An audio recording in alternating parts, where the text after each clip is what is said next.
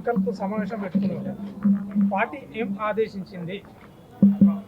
ఆదేశించడం కాదండి, ఇప్పుడు ఈరోజు బేసికల్గా స్టేట్ వర్క్షాప్ రానున్న మున్సిపల్ కార్పొరేషన్స్ అండ్ మున్సిపల్ ఎలక్షన్స్కి సంబంధించి ఈరోజు ఒక వర్క్షాప్ నిర్వహించారు.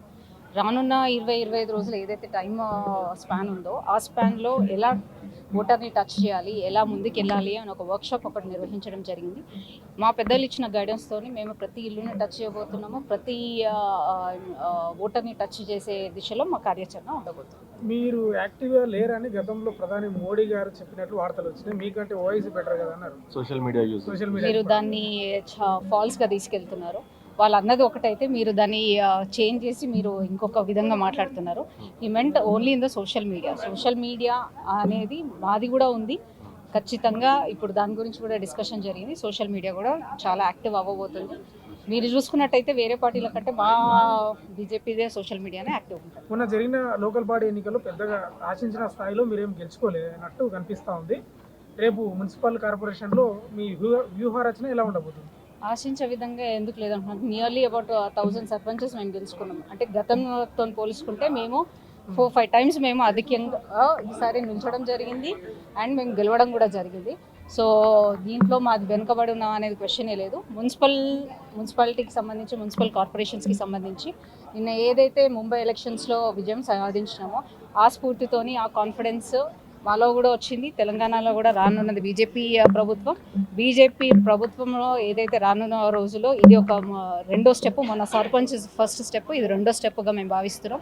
సో డెఫినెట్గా మేయర్లన్నీ కూడా భారతీయ జనతా పార్టీగా గెలుచుకోబోతుంది. చైర్మన్ కూడా అంటే మధ్యలో విలీనం జరిగింది, అంటే కాంగ్రెస్ పార్టీకి అనుగుణంగానే అది విలీనం ఉందని జిహెచ్ఎంసీ డీలిమిటేషన్ అనేది కాంగ్రెస్ పార్టీకి అనుకూలంగానే ఉందని మీరు భావిస్తున్నారు? ఎగ్జాక్ట్లీ అదే విధంగా చేయడం జరిగింది.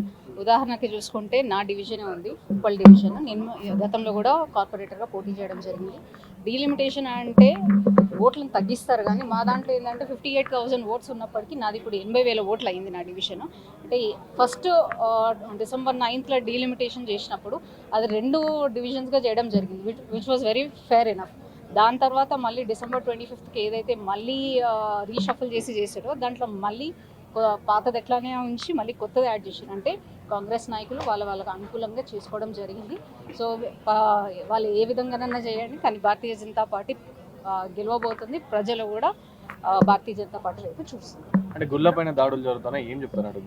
గుళ్ళపైన గాలు ఇప్పుడు కాదు, 2 ఏళ్ల నుంచి వాళ్ళ పరిపాలన జరుగుతూనే ఉన్నాయి, ఒకటి తర్వాత ఒకటి. కాకపోతే వాళ్ళు దానిపైన ఏది యాక్షన్ తీసుకోవట్లేదు. ఎందుకంటే వాళ్ళకి ఆ ముస్లిం ఓట్ బ్యాంక్ కావాలి, వాళ్ళ మద్దతు కావాలి, కాబట్టి వాళ్ళు ఎటువంటి యాక్షన్ తీసుకోవట్లేదు. ఒక విషయం ఏంటంటే మర్చిపోతున్నారు, ఏంటంటే వాళ్ళు హిందువులు అన్న విషయం కూడా వాళ్ళు మర్చిపోతున్నారు. ఏదైతే ఇప్పుడు వాళ్ళకి మద్దతు పలుకుతున్నారు, రేపటి నాడు వాళ్ళకే అది ఇబ్బంది అవుతుంది, వాళ్ళ ద్వారా కాంగ్రెస్ వాళ్ళకు కూడా ఇబ్బంది అవుతుందని వాళ్ళు తెలుసుకున్న రోజులు ముందు అంటే ఓవైసీ మాట్లాడుతూ ఆర్ఎస్ఎస్ ఎలక్షన్స్ వచ్చినట్టే చాలు, ఇంకా ఆర్ఎస్ఎస్ రెడీ అయిపోయారు, సో ఆర్ఎస్ఎస్ ఇవన్నీ చేస్తున్నారు అని చెప్పేసి ఓవైసీ మనం మాట్లాడుతూ చెప్పింది. తలకాయ లేని వాళ్ళ మాట్లాడిన మాటలకి నేను మేము ఆన్సర్ ఇవ్వాల్సిన అవసరం లేదు, ఎందుకంటే ఎవరు చేస్తున్నారు ఏందనేది కూడా తెలుసు. మీరు ఉదాహరణగా ఆ రోజు అక్కడ జరిగినప్పుడు ఒక పిచ్చోడు వచ్చి చేసినాడు. ప్రతిసారి ఒకటి చేయడము, పిచ్చోడని నెపం పెట్టడం, ఇది ఎవరు చేస్తున్నారు, ఎందుకు చేస్తున్నారో అందరికీ తెలిసిన విషయమే. సో అతను ఏదో మాట్లాడినని దానికి మేము రియాక్ట్ అవ్వాల్సిన. మేడం, ఈ హిందూ గుళ్ళ మీదనే జరుగుతున్నాయి కదా, మరి ఎందుకు క్రిస్టియన్ చర్చిల దగ్గర ఎందుకు జరగట్లేదు? అంటే మీరు అంటే హిందువులు ముస్లింలు మధ్య మాటల తూటాలు పేల్చుకోవడం వల్ల ఇట్లా జరుగుతుందా? మాటలు తూటాలు అనేది లేనే లేదు. వాళ్ళు దాడి చేస్తున్నారు, మేము దాన్ని ఏం చేస్తున్నాము, వీఆర్ జస్ట్ ఎక్స్ప్రెసింగ్ ఇది ఇట్లా జరిగిందనే చెప్తున్నాం. కానీ మేము వాళ్ళపైన దాడి చేయాలంటే ఎంతసేపు, వాళ్ళ మసీదుల పైన దాడి చేయాలంటే మేము ఎంతసేపు? చర్చిల మీద ఎందుకు జరుగుతలేవు మేడం? అది మీరు వాళ్ళని అడగండి, దాడి చేసిన వాళ్ళని అడగండి. మున్సిపల్ కార్పొరేషన్ సీట్లను దక్కించుకుంటారా ఈసారి? ఖచ్చితంగా దక్కించుకుంటాం. అన్ని మేయర్లు మావే సొంతం అయితే చైర్మన్ కూడా మావే సొంతం. Thank you.